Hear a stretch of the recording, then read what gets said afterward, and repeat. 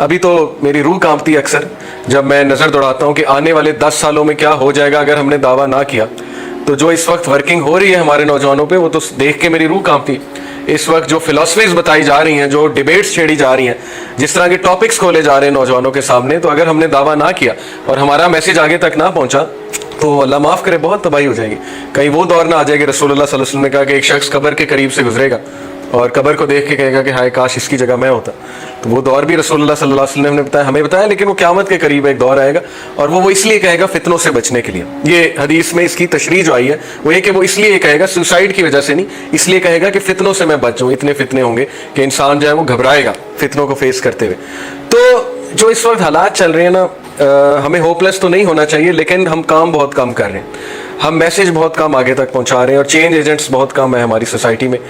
سیلاب کچھ اس طرح سے آ رہا ہے کہ موسٹ لوگ جو ہے وہ بہہ رہے ہیں اس سیلاب میں. اور جو اس وقت فیمنزم کی جو ویو ہے, 4th view 5th wave feminism, عورت اگر کرپٹ ہو گئی سوسائٹی کی تو آپ کی سوسائٹی ختم ہے. اگر آپ کی عورت جو ہے, عورت ذات, اس کو آپ نے کرپٹ کر دیا مورلی تو پھر your society is over.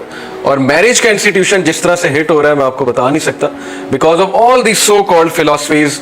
5th wave feminism, پھر لبرلزم کا ٹاپک چھیڑ دیا, ظاہر ہے political philosophy, liberalism as a political philosophy, پھر یہ ریلیٹیو مورالٹی کا کنسیپٹ چھیڑ دیا. جو بھی اس وقت چل رہا ہے, تو میں تو بہت پریشان ہوتا ہوں اکثر کہ ہماری جنریشنز کا کیا بنے گا اگر ہم نے دعویٰ نہ کیا, اگر ہمیں ویک اپ کال نہ آئی.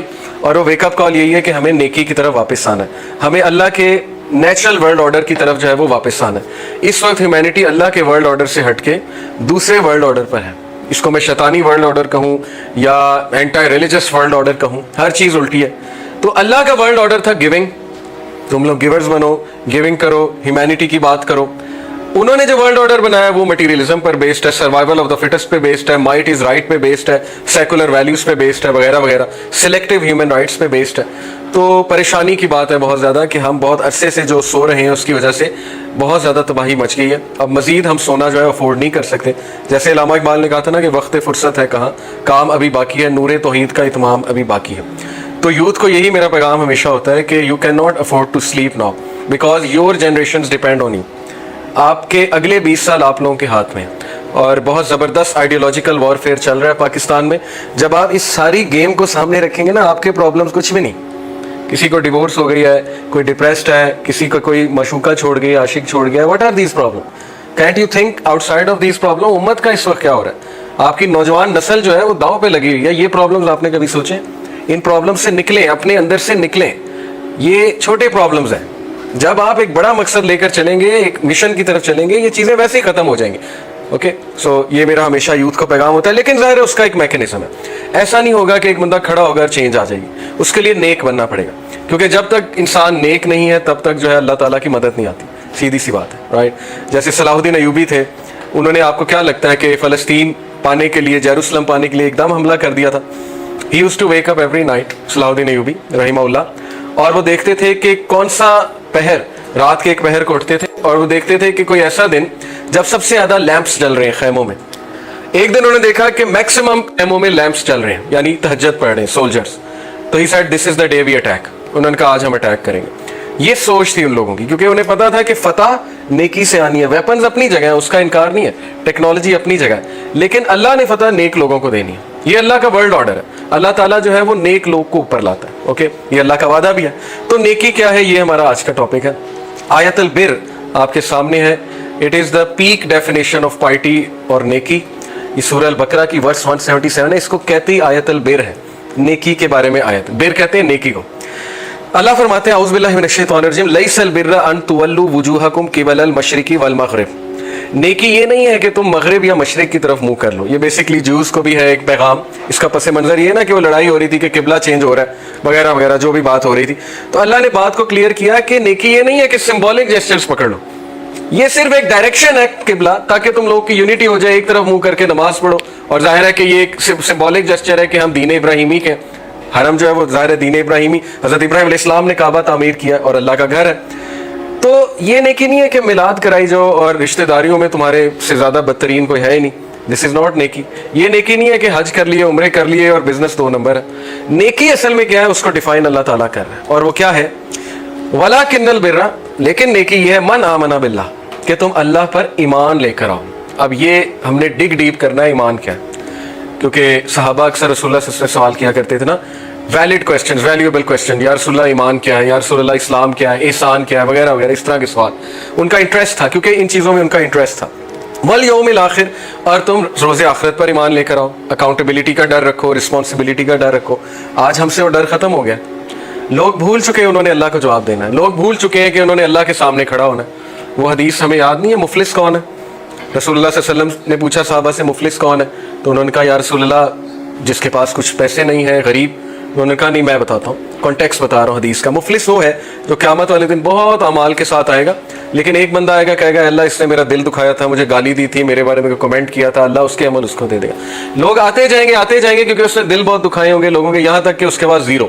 اس کے بعد اور لوگ آئیں گے تو نیگیٹو بیلنس ہو جائے گا، اللہ ان کے گناہ اور ڈالے گا، اور اینڈ میں اس کے بعد صرف نیگیٹو بیلنس ہے۔ تو رسول اللہ صلی اللہ علیہ وسلم نے کہا یہ مفلس ہے۔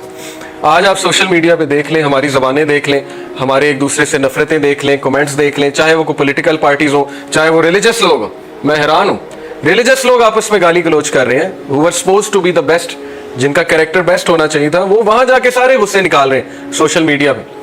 تو مفلس ظاہر ہے کہ جس نے لوگوں کا دل دکھایا۔ آج ہم بھول چکے ہیں کہ اللہ کو ہم نے جواب دینا ہے۔ اور کہا من آمن باللہ والیوم الآخر والملائکۃ والکتاب والنبیین، ایمان لائے اللہ پر، رسول پر، یوم آخر پر، اینجلز پر، تمام نبیوں پر اور کتاب پر۔ تمام نبیوں پہ ایمان لانے کا جو ایک کنسیپٹ ہے وہ بھی ہم ڈسکس کریں گے۔ وآت المال علی حبہ ذوی القربى، اور اس مال میں سے خرچ کرے جس کو پسند کرتا ہے، کس پر؟ اور ذوی القربى اپنے رشتہ داروں پر، والیتامى یتیموں پر، والمساکین مساکین کو، وابن السبیل اور جو وے فیررز ہیں، والسائلین سوال کرنے والے، وفی الرقاب اور جو لوگ غریب غربا ہیں، واقام الصلاۃ اور نماز قائم کرتے ہیں۔ نیکی نماز ہے، اگر آپ نیک بننا چاہتے ہیں نماز پڑھیں۔ رسول اللہ صلی اللہ علیہ وسلم سے ایک صحابی نے پوچھا which of the deeds are best, بہترین عمل کیا ہے یا رسول اللہ؟ تو پروفیٹ نے کہا نماز ٹائم پہ پڑھنا، وقت پہ نماز پڑھنا۔ باقی بھی نیک اعمال ہیں، چھڑی راستے سے ہٹا دینا، حقوق العباد بھی نیک اعمال ہے، لیکن افضل العمل پوچھا صحابی نے، بہترین عمل رسول اللہ نے کہا ٹائم پر نماز پڑھنا۔ پوچھا پھر تو سیکنڈ پہ جو عمل رکھا تھا ماں باپ سے حسن سلوک کرنا۔ یہ دو ٹاپ کے عمل بتا دیے، اس کے بعد باقی کے عمل ہیں، ہیومینٹی، نیبر کے ساتھ اچھا رہنا، ایک دوسرے کے ساتھ اچھا رہنا، وغیرہ وغیرہ۔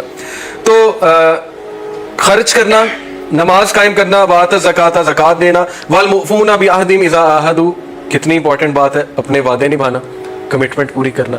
اور اس میں ہم لوگ ویکسٹ ہیں۔ پاکستانی جو ہے وہ شاید سب سے اس وقت باٹم پہ ہے بحیثیت قوم، جو کہ ایک شرم کی بات ہے۔ ہمارے بارے میں مشہور ہے جھوٹے، مس کمٹمنٹ کرنے والے، دو نمبری کرنے والے، اور ظاہر چکمہ دینے والے، چاہے وہ کوئی بھی ہو، بزنس ہو یا کچھ بھی ہو۔ تو یہاں تو اللہ کہہ رہا ہے ایمان والے وہ ہیں جو اپنے وعدے پورے کرتے ہیں، جو کمٹمنٹ کے پکے ہیں، جو بات کرتے ہیں وہ نبھاتے ہیں، جو عہد کرتے ہیں اس کو پورا کر کے رہتے ہیں۔ والصابرین، صبر کرنے والے۔ صبر ایک بہترین اسکل ہے لائف میں لرن کرنے کے لیے، اور ریسرچز ہیو بین کنڈکٹیڈ کہ جو لوگ صبر کرنے والے ہوتے ہیں، ان شارٹ سیلف کنٹرول والے ہوتے ہیں، وہ زیادہ سکسیزفل ہوتے ہیں۔